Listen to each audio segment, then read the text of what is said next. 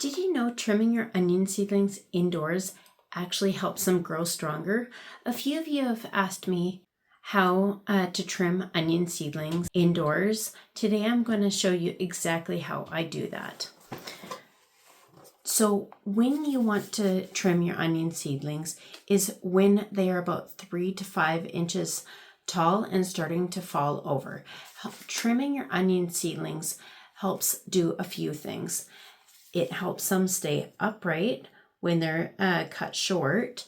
It also helps them from becoming tangled with each other, and it helps produce a stronger root growth. So those are 3 good reasons on why you should be trimming your onion seedlings.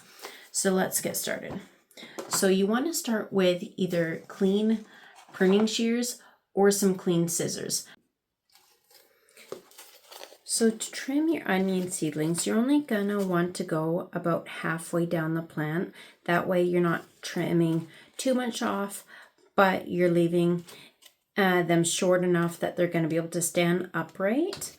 So I'm just going to use my clean scissors right here, and I'm just going to trim them just about halfway, just like that. And all these extra onions will be perfect for dinner as well.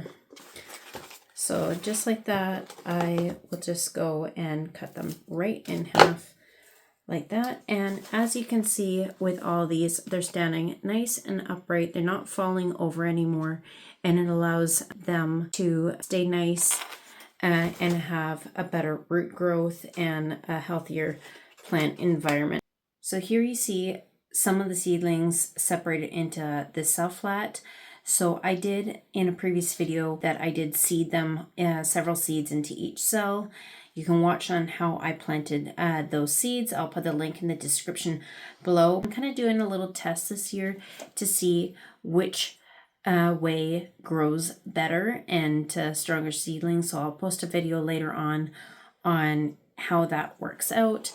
But I did transplant a bunch into these cells, and I'll separate them later. The nice thing about when you separate onion seedlings is that the roots are very stringy, or very wiry, I should say, and so they're extremely easy to separate when you're transplanting. So either should work fine. So I'm just gonna go ahead and cut the see, the hard thing about having them in these cells is, as you can see it right there, you got to be careful not to pull them out of the cell. It's not as easy to trim them all at once as they are in the pot, but I'm doing a little test experiment, as I do like to try out different ways of doing things in the garden every year.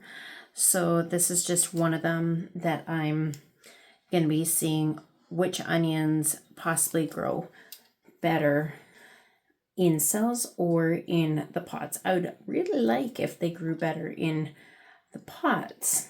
However, this year I am trying it this way. It's a lot easier in the pots, but in the past I have grown the seedlings usually in just one big pot, similar to this, except it's just one big planter pot with all the seedlings in there, and then I have to separate it that way.